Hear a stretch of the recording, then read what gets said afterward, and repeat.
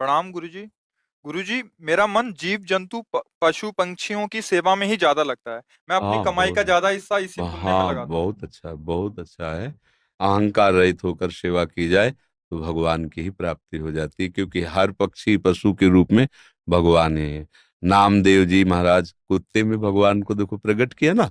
भगवान एक बार श्री एकनाथ जी महाराज गंगोत्री से गंगा जल लेकर बहुत से भक्तों के साथ रामेश्वर चढ़ाने जाते थे।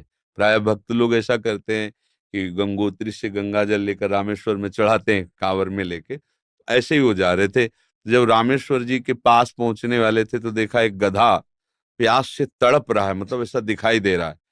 तो उन्होंने विचार किया कि रामेश्वर जी में तो सब जल चढ़ाते हैं और ये प्यासा, इसे कोई पिलाएगा नहीं। गंगोत्री से लाए थे रामेश्वर जी के लिए, नजदीक गए और गोद में गधे का सर लिया और हर हर महादेव करके पूरी गंगा जली। जे ही गंगा जली पिया तो और जो साथी थे सब हंसने लगे कि यार मतलब इतनी मेहनत करके वहां से लाए और पास ही आ चुके थे रामेश्वर के, वहां नहीं चढ़ा, एक गधे को पिला दिया।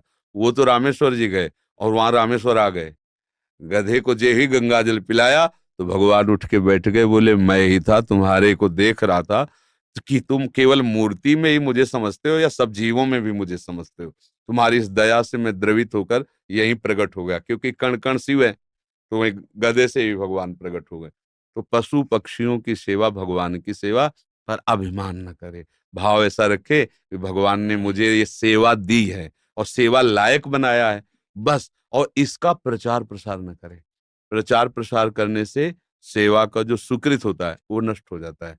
जैसे आप यार मित्रों से और बहुतों से कि हम तो ऐसा करते हैं, हम मतलब ये बात जैसे आप संत से या गुरुजनों से कहे वो बात अलग होती है। बस इसके बाद फिर इसे गुप्त, अगर कोई कहे भी कि सुना है कि आपने पक्षियों की बहुत सेवा करते हो, अरे हम अपनी ही सेवा नहीं कर पाते, पक्षियों की क्या। मतलब उसे हमें दबाना है।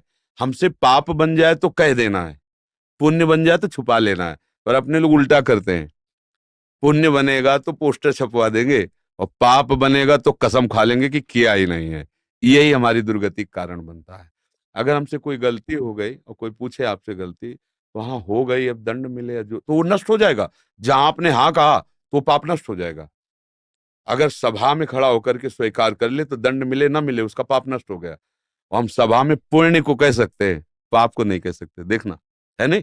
तो अपने इस पुण्य को छुपाओ और पशु पक्षी में भगवत भावना करो। जब उनको दाना डाल रहे हो या फल जो भी, जैसे पशु पक्षी हो, तो भाव करो, हे भगवान आप इन सब रूपों, और बढ़िया पुण्य बन जाएगा और बड़ा लाभ मिल जाएगा। हे भगवान आप इन रूपों में आके सेवा स्वीकार, नाथ हम पे प्रसन्न रहो कि हम सदैव आपकी सेवा करते हैं। भक्ति हो गई, इसी से भक्ति हो गई, सब में भगवान के दर्शन की भावना बनने लगेगी।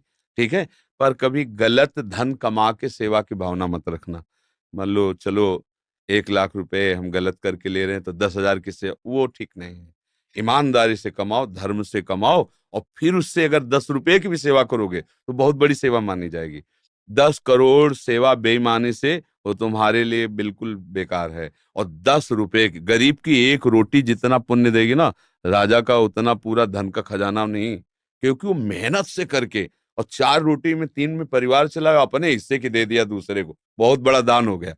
तो दान का ये भी स्वरूप समझना है कि गंदे आचरणों द्वारा, बेईमानी द्वारा नहीं, धर्म से कमा करके।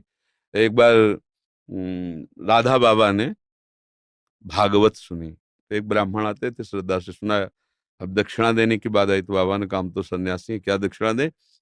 कहा बड़े बड़े लोग बैठे थे, जिसके पास पवित्र धन हो 125 हमें दे दो। किसी की हिम्मत नहीं निकालने की, क्योंकि बाबा बिल्कुल सत्य पे प्रतिष्ठित महापुरुष का, पवित्र होना चाहिए, इन्हें दंड मिलेगा। तो किसी की हिम्मत, एक घास खोदने वाला भी बगीचे में जो काम करता है दौड़ के आया, बाबा हमारा पवित्र है।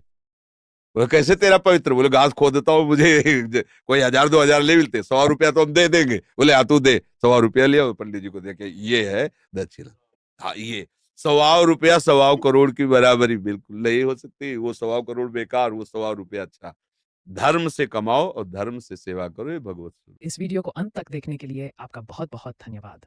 अगर आपको ये वीडियो अच्छा लगा हो तो लाइक करें और राइजिंग स्पिरिचुअल को सब्सक्राइब करना ना भूलें और बेल आइकन ज़रूर दबाएं ताकि आपको हर नए वीडियो की नोटिफिकेशन मिले।